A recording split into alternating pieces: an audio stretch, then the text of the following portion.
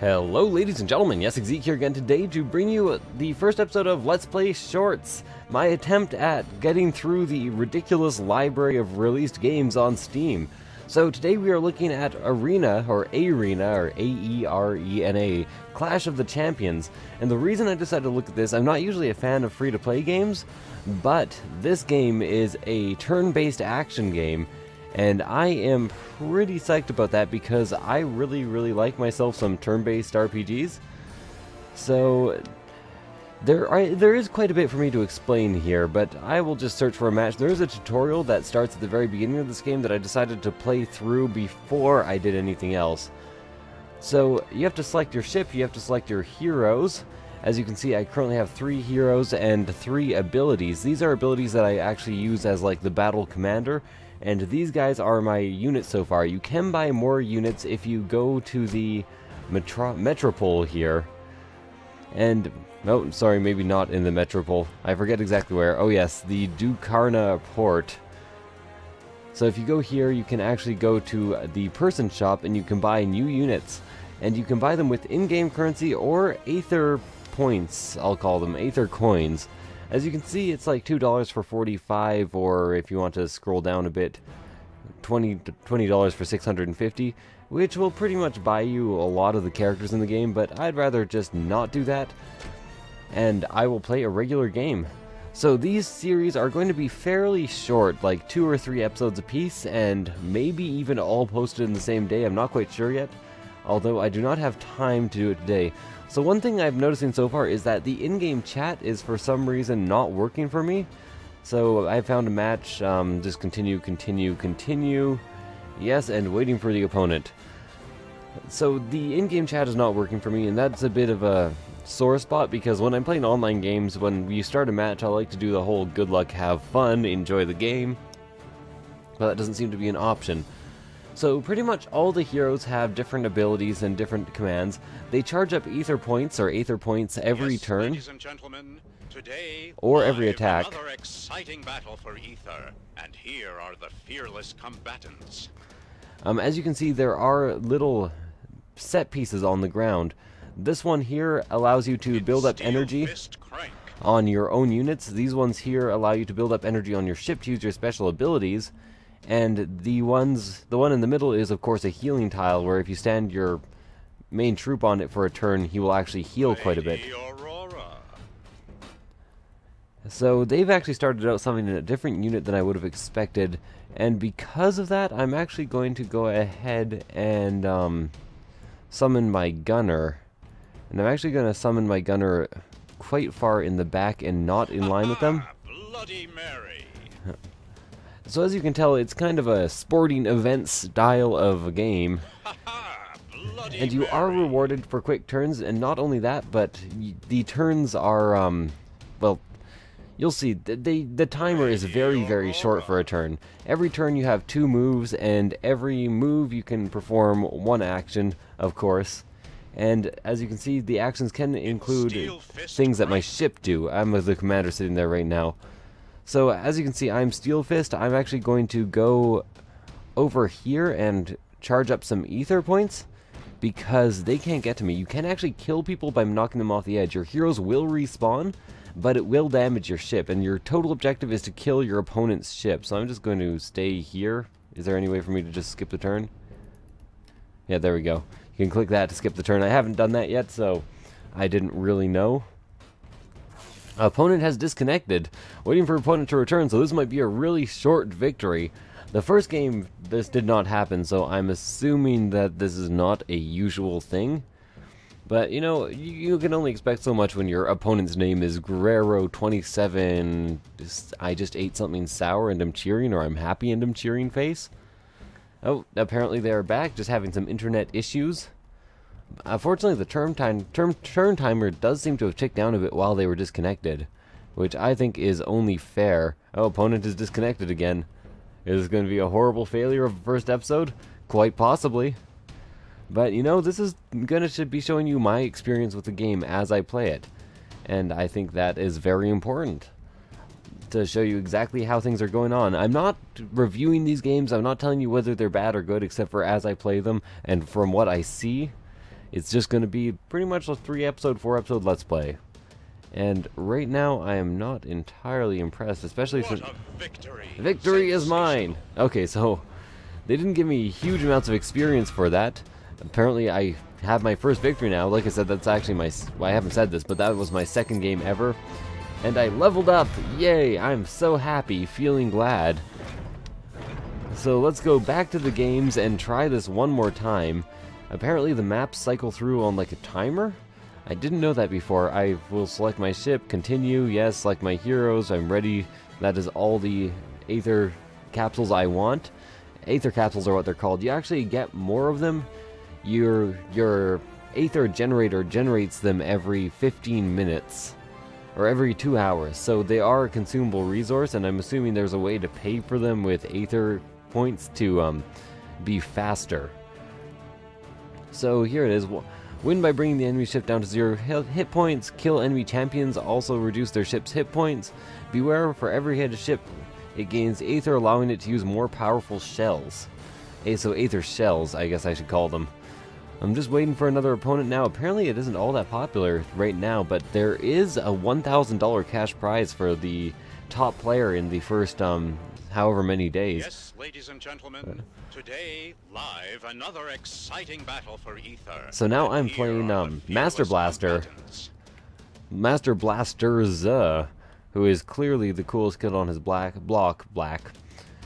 Clearly very, very black. I think I'm actually going to take her. No, I'm going to take my big brute Hulk Crank. steel guy. He doesn't do as much damage as I think he should for such a big, you know, bulky type tank dude. But, you know, that's not such a horrible thing. Okay, so this guy has clearly been playing longer than I have, just based on the fact that he even has this asshole. This is one of the more expensive of the usable, or of the viable, purchasable classes. So I'm going to want to really defend this flank. I don't exactly know what he's capable of. Okay, so this guy's been playing a lot. Clearly that guy is a tank. He probably doesn't do huge damage, but he does have quite a bit of health. 8 compared to 7 and 6 for my guys. So let's see if I can actually manage to pull a win off of this. Harlequin. Do you mean Harlequin? I think you do. I don't know what the movement range on this guy is, and I don't know if he has knockback, so I think it's safest to actually focus entirely on this flank here and just power up my ship. And I will just stand there for a second turn and wait around. And then if this guy moves forward, this area is kind of a death trap. I can just kind of attack him with everybody at the same time. This unit is a ranged unit who can snipe from a long distance. This unit is a tanky unit who has knockback. This unit has a piercing shot. So they all have their purposes. They all have their porpoises. And right now it's my sniper's turn. I'm actually going to move my sniper over here. I know I said I was going to gang up on this guy, but... well, I'm an idiot, aren't I? Let's move forward one. I guess I should have done that to begin with. Really important in these types of games to pay attention to the total movement range and total attack range of any of your given characters.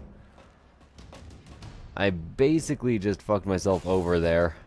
And these two being in that position would usually be very good for her to come in and attack, but at this point not quite so much.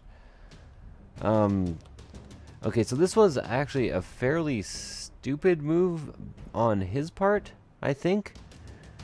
If he ends up attacking this guy anyways, because that will allow me to just go over here and knock him off the edge. So I'm going to move over here and then just attack. I only have 1 energy saved up on this guy. Like I said, the special ability, well, I didn't say this, but the special abilities are over here on the right and can be used if you have enough Aether points, which are right here. You gain Aether points by going by turns or being attacked. Well, this guy clearly knows what he's doing because he knows my total effective range, which I don't like him knowing. Let me think. I have the knockback ability, but I can't actually use it to knock one of them off the edge. Now what I could use it to do is move him over here, which would be absolutely pointless for me, So instead, I'm just going to hang out on top of this ship thing even more and attack one more time. I think that is probably my best option, and you know, I'll actually attack 2 times in a row and just kill this guy? I didn't think of that until now, and I almost used up my entire turn there, which has been a bad habit for me so far in this game. At the same time, I am currently in the lead. As you see, his ship actually lost 2 health there just because he lost a hero. The ships and the heroes are tied together. So let's see what my opponent does now. That was a rather stupid play on his part, but I haven't been particularly smart either. So now he has these 2 standing around in the same-ish location. This guy actually moves before... okay, well... So I get 1, 2, 3, 4 effective range. So if I stand there 1, 2, 3, 4, I can actually get a shot off. This is probably important for me. It's also important for her to withdraw because she's actually getting pretty low health here. I'm not sure if units can move through their own team units. I'll be excited to see if this guy manages to pull that off here. He could very well... No, he couldn't probably kill my lanceman. That's what I'll call her, lanceman. That makes sense, I guess. So he is just attacking her, and maybe he is not quite as adept of a player as I had initially anticipated. Unless he moves here. If he moves, I'll give him some credit. No, he's using a special attack, which is 3 damage. Now, this is a bit risky. A bit risque, you might say. But I'm going to move over here with her. And these 2 just moved, so they're not going to get any turns. Well, actually, he goes after... Okay, I see what goes on there.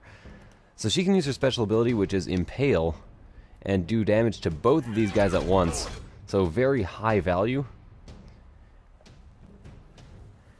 And I was actually looking at the wrong side in terms of which opponent is going. There we go. So his weird Buzzsaw Harlequin is going now. And I'm pretty sure I want to bring my hammer guy onto the healing tab. Yeah, that would have been a good idea, but unfortunately I just lost the unit instead. And so I'm going to have to place him. And I'm going to place him, probably right here. There's a good opportunity for me to knock people off the edge. I'm very sad about not being able to kill those 2. I didn't realize that he could have done that amount of damage in 1 turn. So a wee bit upset, and he actually gets to go and heal. He can't heal twice in a turn. He could move to another one of these tabs and empower his ship a bit. And right now, I can actually use my ship next turn in order to deal 3 damage to any given opponent. Which might be a nice thing to do. If I can get him down by 3 more, it could be very much worth my while. Okay, so my turn here. Can I shoot through my own guys? My guess is probably not. And you're surrounding the fuck out of her. And who goes next? Big Hammer Bro, huh? Big Hammer Bro, the pipes are calling. So you do have 4... The thing is, you want to keep your guys on the field because they actually do gain ether over time. And... oh, shit. And the ether... the ether does allow them to use special moves. So she's gonna die very, very clearly. And I really shouldn't have spent so long talking. I have to focus on actually playing this game. So now we are tied again, but the advantage currently belongs to me, mostly. So I get to select a tile to move a champion to. I'm going to select this one just to block my ship. You can walk right up to their ship and attack it. And if you spend lots of time right next to their ship, you can just attack it over and over again. So you do want to keep people away, as far away as possible, and keeping this guy away, pretty much a huge priority for me. As you can see, I resummoned Aurora. She now has 0 ether, but when she gets attacked, I'm pretty sure she charges 1. No, it's when she uses an attack. Ow, that is heavy DPS. Okay, so this guy has 4 health, that guy has 4 health. He gets to move after this turn. I'm not actually too concerned about that. Let's attack him once, and I'm hoping these 2 stay clustered together, because next turn, my sniper can use a cluster bomb, And I'm not sure what the effective range of it is, but I will make sure I check it. You can actually click on the portraits here and check. Deals 2 damage in a 3x3 area. It's a huge area. It's a huge area. So he's just going directly for my ship. I do have 2 turns to attack, so I can use the cluster bomb and a regular attack. So let's go cluster bomb here. That is quite unfortunate. I did not realize that would be how that worked. So I can still only aim in straight lines. So I'm going to need to go here first. And then the cluster bomb is going to be considerably less effective, even though it will work. Was it 3 damage or 2 damage? I think it was 2 damage to both these guys. Yes, it was. So he's probably going to go after my ship even more, but then I can probably catch up to him a bit in terms of damage just by killing these 2 in one simple, easy turn. Okay, so he's actually built up quite a bit of ether on his ship, and he managed to scorch my character, which means that I don't get a turn with her next turn, which is very unfortunate. The amount of that he's killing me is really putting me at a huge disadvantage here. And I think now that I know what he does, I'm going to want to buy that Harlequin. Holy hell, I'm going to lose this so bad. Okay, so, he actually just destroyed his own character there. I don't want that guy getting to my ship, but I really don't have much of a choice. I do threaten 2 tiles around me, so let's go over here and attack this tile here. And then the Harlequin's going to come up and just kill the shit out of me. So I'd say GG, but again, the chat is not working. If I even try to press it, nothing really happens. Chat just does not function for me. And I am out.